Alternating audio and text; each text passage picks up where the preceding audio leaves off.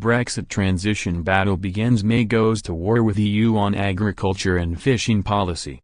Speaking in the Commons for the first time since the EU 27 leaders agreed enough progress had been made during the first phase of Brexit talks, the Prime Minister suggested Britain would try to leave both the fisheries and CAP during the transition period.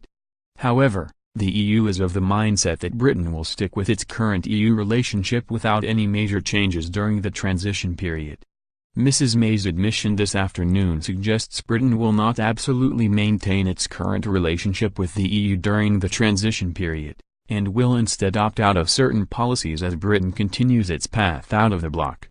She said, "We will be leaving the European Union on March 29, 2019. We will therefore be leaving the Commons Fisheries Policy and the Common Agricultural Policy at that date.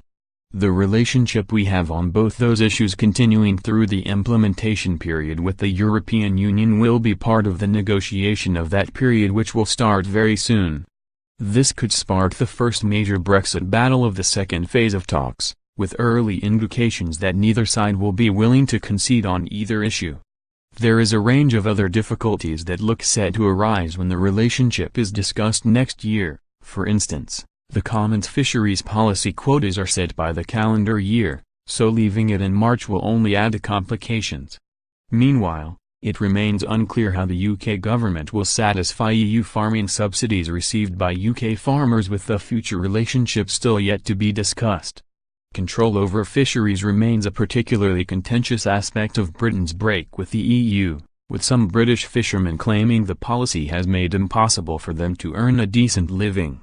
Fishing for leave official Alan Hastings said last month, "Fishermen are being forced to catch more than necessary but to land less, crushing livelihoods and the marine environment."